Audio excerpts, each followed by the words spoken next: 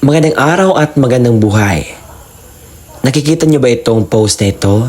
Na lahat daw ng mga senior citizens sa Universal Social Pension ay makakatanggap ng tag 12,000 at ang kinakailangan lamang daw ay ang senior citizen sa ID. Atin itong imbestigahan, klaruhin at ipaalam sa ating mga minamahal na senior citizens kung ito ay lehitimo. Atin po itong bigyang kasagutan. Atensyon sa lahat ng mga senior citizens. 12,000 na ibibigay sa mga senior citizens. Saan makukuha? Totoo ba ang mga ito?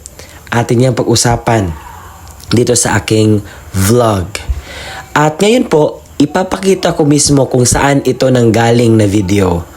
At ipapakinggan ko sa inyo at ating bigyan po ng kasagutan kung ito ba ay legit o hindi. At mayroon din akong paalala mamaya-maya pagkatapos po na may explain ko lahat ng mga bagay patungkol po dito. Huwag kalimutang mag-subscribe sa aming YouTube channel at pindutin ang notification button para hindi mahuli sa mga pinakabagong update. Magandang araw sa lahat ng ating mga kasubscriber, lalo na sa ating mga mahal na senior citizens at sa kanilang mga pamilya. Kumusta po kayong lahat? Welcome muli sa ating channel kung saan pinag-uusapan natin ang mga mahahalagang balita, programa at benepisyo na ibinibigay ng gobyerno para sa ating mga kababayan. Kung bago ka pa lamang dito, huwag kalimutang i-like ang video na ito, mag-subscribe at i-click ang notification bell para lagi kang updated sa mga pinakabagong impormasyon na tiyak makakatulong sao at sa iyong pamilya. Ngayon, pag-uusapan natin ang napakahalagang balita na siguradong inaabangan ng marami, lalo na ng ating mga senior citizens, ang Universal Social Pension. Ang tanong ngayon, handa na ba kayo mga lolo at lola? Dahil ngayong buwan ng Oktubre ay sisimulan na ang distribusyon ng benepisyong ito sa buong bansa. Sa video na ito, ipapaliwanag natin ng detalyado kung ano ba ang Universal Social Pension, magkano ang matatanggap, sino ang makakatanggap, kailan at saan ito ibibigay, ano ang mga requirements at ano ang mga dapat ninyong tandaan para hindi kayo maiwanan. Huwag kayong aalis dahil napakaraming mahalagang impormasyon na dapat ninyong malaman. Unahin natin ang pinakamahalagang tanong. Ano ba ang tinatawag na Universal Social Pension? Sa mga nakaraang taon, alam natin na hindi lahat ng senior citizens ay may natatanggap na tulong pinansyal mula sa gobyerno. Meron tayong mga pensyado mula sa GSIS o SSS. Ngunit paano naman ang mga senior na hindi naging miyembro o walang sapat na hulog? Marami sa kanila ang walang natatanggap na regular na kita at hirap sa pangaraw-araw na gastusin tulad ng pagkain, gamot at iba pangailangan. Kaya naman naisipan ng gobyerno na magpatupad ng Universal Social Pension, isang programa na layong bigyan ng pantay na ayuda ang lahat ng senior citizens kahit sila man ay pensyado o hindi. Sa madaling salita, ito ay tulong na nakalaan para sa lahat para matiyak na walang senior citizen ang maiiwan. Magkano nga ba ang matatanggap? Ayon sa bagong programa, bawat senior citizen ay makakatanggap ng PH1000 kada buwan. O, tama ang narinig ninyo, PH Bongo kada buwan o 1,000 kada taon. Hindi man ito sapat para tustusan ang lahat ng pangangailangan. Malaking tulong pa rin ito, lalo na sa pagbili ng mga gamot, pagkain at iba pangunahing pangangailangan. Tandaan natin na ito ay dagdag pa sa mga iba pang benepisyo o pensyon na maaaring natatanggap ng ilan. Kaya malaking kaginhawaan ito para sa ating mga lolo't lola at syempre para na rin sa kanilang mga pamilya na sumusuporta sa kanila araw-araw. Ngayon naman, kailan ito ipapamahagi? Ito ang pinakahinihintay ng lahat. Ayon sa Department of Social Welfare and Development o DSWD at sa koordinasyon ng mga lokal na pamahalaan, ang distribusyon ng Universal Social Pension ay magsisimula ngayong buwan ng Oktubre 2025. Ayon sa tentative schedule, ito ay magsisimula sa ikalawang linggo ng Oktubre at tatakbo hanggang sa katapusan ng buwan. Ibig sabihin, iba-iba ang Schedule depende sa inyong barangay at lokal na pamahalaan. May mga lugar na mas maagang magbibigay at mayroon ding huli. Kaya pinakamainam na makipag-ugnayan agad sa inyong barangay hall o sa pinakamalapit na DSWD office para malaman ang tiyak na petsa ng payout sa inyong lugar. At saan naman makukuha ang pensyon na ito? Kadalasan ay gagawin ang distribusyon sa mga barangay hall, covered court o sa iba pang community centers na karaniwang ginagamit para sa ganitong klaseng payout. May mga lugar naman na gagawin ang house-to-house delivery lalo na kung ang senior ay bedridden o hirap ng makalakad papunta sa venue. Ito ay para siguraduhin na lahat ng seniors ay makakatanggap kahit pa sila ay may sakit o hirap ng bumiyahe. Bukod pa dito, may mga pilot areas kung saan sinusubukan ang digital payout. Ibig sabihin ay idadaan ang pera sa ATM o sa e-wallet. Kaya kung kayo ay may account na sa mga bangko o e-wallet, magandang abangan kung kasama ang inyong lugar sa programang ito. Mga lolo at lola, napakahalaga rin na magdala kayo ng tamang requirements sa araw ng payout. Kadalasan ay kailangan lang ninyo ng valid ID para makuha ang inyong pensyon. Kung hindi kayo makakapunta dahil sa sakit o iba pang dahilan, maaari kayong magtalaga ng representative na kukuha sa inyong pensyon. Ang kailangan lamang ay authorization letter, photocopy ng ID ng senior at valid ID ng representative. Mahigpit po ang pagpapatupad nito para maiwasan ang mga maling transaksyon at siguraduhin sa tamang tao na pupunta ang pera. Isa pang paalala na hindi natin dapat kalimutan, mag-ingat po tayo sa mga scammer dahil malaking benepisyo ito at maraming pera ang ilalabas ng gobyerno. Hindi maiiwasan na may mga manloloko na susubok samantalahin ang ating mga senior citizens. Tandaan po ninyo, libre ang Universal Social Pension.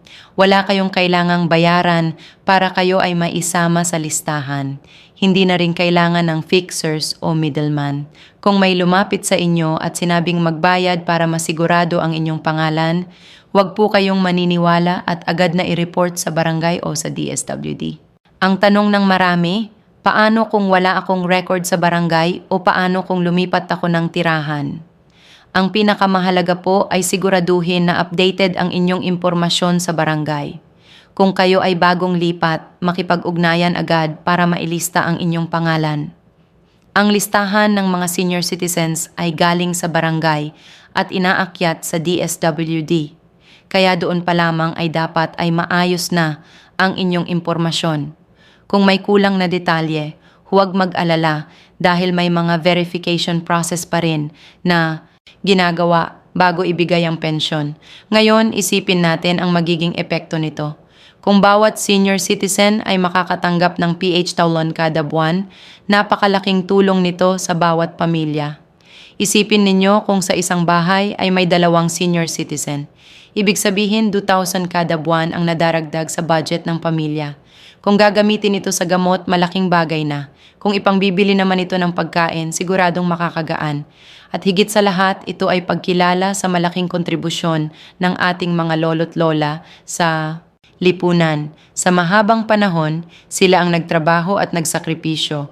At ngayon ay nararapat lamang na sila ay maalalayan sa kanilang pagtanda. Marami rin ang nagtatanong, sapat ba ang PH Bongo? Sa totoo lang, hindi. Dahil sa taas ng presyo ng bilihin at gamot, kulang na kulang ito kung ikukumpara sa aktwal na pangangailangan ng isang senyor. Ngunit kung titingnan natin sa mas malawak na pananaw, ito ay isang simula.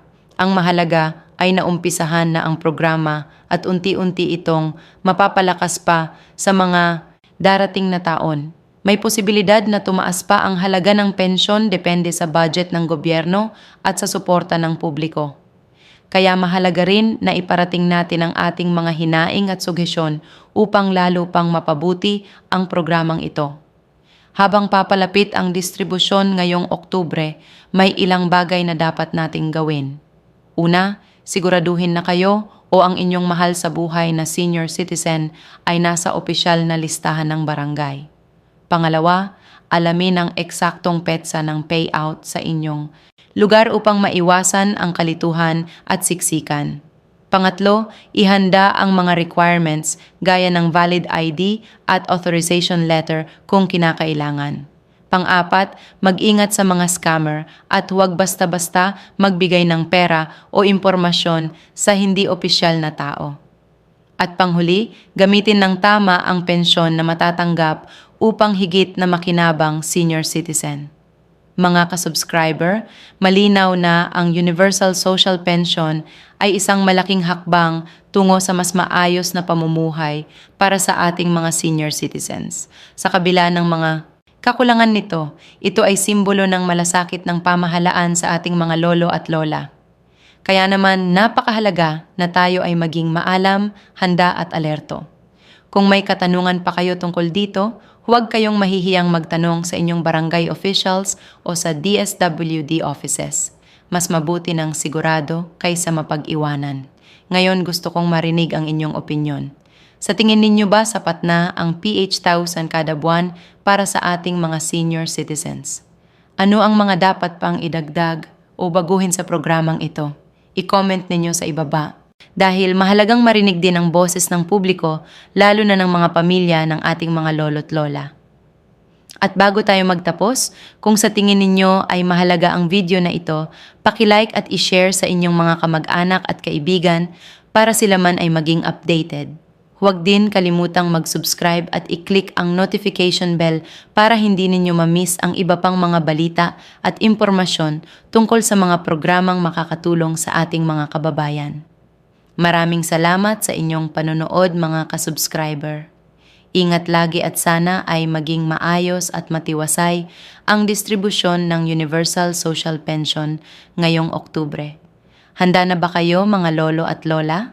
Siguraduhin na oo ang sagot ninyo dahil darating na ang tulong na para sa inyo. Hanggang sa muli, alam at mabuhay. So ang tanong, ang balita ba ito ay totoo? So here's my point at dapat po ninyo itong pakinggan. Unang-una sa lahat, ang Universal Social Pension ay hindi pa po siya aprobado. Nananatili po siyang bill dahil hindi pa po pinirmahan at wala pang usad patungkol po sa inyo pong inaantay Universal Social Pension. And ako nga nag-hope na kailan ito maibalik at kailan ito ma-implement dahil na maraming mga senior citizens ang naghihintay na maging batas ito. Pangalawa, hindi ito totoo dahil ang nasa video is AI or Artificial Intelligence na tao ang kumakausap sa inyo. Siguro marami ang nahook sa video na ito at ang video na ito ay galing kang PH Pension News. Itong channel na ito ay gumagawa ng fake news na mini-mislead ang ating mga senior citizens na hinuhok, pinapakuha ang atensyon nang sa gayon ay makuha din ang inyong atensyon at nang sa gayon ay makapera siya. Even my vlogs, kinukuha niya para gawin niya sa kanya, para i-upload niya sa kanyang channel. So, hindi po totoo ang kanyang ginagawa. And kindly block that channel dahil hindi po siya tama na kayo po ay nanonood at magagalit po kayo sa mga legit na mga vloggers na nagbibigay ng tamang impormasyon. I know that I can really understand your side and your feelings because parang hindi niyo alam kung saan kayo maniniwala. But hear me out. Kinakailangan po kayong mag-verify mismo sa inyong sarili kung ang mga balitang pinapanood po natin is lehitimo ba. So kung ikaw ay talagang porsigido na i-notify sa sarili mo kung paano ito legit, ito po yung dapat mong gawin. Una, tingnan mo kung naibalita ba sa radyo at TV ang nasa vlog na sinasabing ganito ganyan. Pangalawa, i-check kung ang nagsasabi po ay representative ba ng isang lehitimong agency na kung saan siya ang nagpasa ng mga documents for approval sa ganitong batas. Kapag hindi nga at gawa-gawa lang AI, huwag nyo na po itong patulan, huwag nyo na po itong tingnan dahil kayo lang po ay makakasira po yan ng araw ninyo. And I don't want to hear your pain dahil kayo mismo po ang naghahanap ng paraan para po mapaniwala kayo sa vlog na yan. Marami po ang nanonood sa kanyang mga vlogs. And minsan yung mga vlogs ko kinukuha niya, ina-upload niya sa kanyang channel. Hindi ko alam kung sino ba itong taong na ito, bakit palagi siyang nanguha ng mga videos, which is hindi siya po nakatulong sa kanya. And I hope na mas clear sa atin na kinakailangan po nating i-verify or tingnan ang mga pinapanood nating mga vlogs, lalo na sa ating mga benepisyo sa mga senior citizens. Nang sa gayon po ay hindi tayo aasa dahil sabi sa kanyang thumbnail, ID lang po ang kinakailangan. So, wala pa po kayong payout. Sabi niya sa October daw makukuha. Wala pa pong schedule sa payout. And ang nagpe-payout na po ngayon ang social pension para lang po sa mga indigent senior citizens. Para sa mga lahat po ng mga senior kahit may pension na wala. So, wala pa po. Zero. Okay? So, wag po maniwala. Block nyo na po yan. So, lahat ng ito ay hindi po totoo. And I hope that this video clears everything, no, sa mga nagtataka dyan or baka kayo ay nadadala na, yung iba pumupunta sa mga ATM para i-check. So, wala po. At lahat po ng iyon ay gawa-gawa lamang para makapera. And don't listen to that vlog dahil pinapaganda lang ang kanyang thumbnail para po mahook kayong lahat. That would be all. Thank you so much for watching.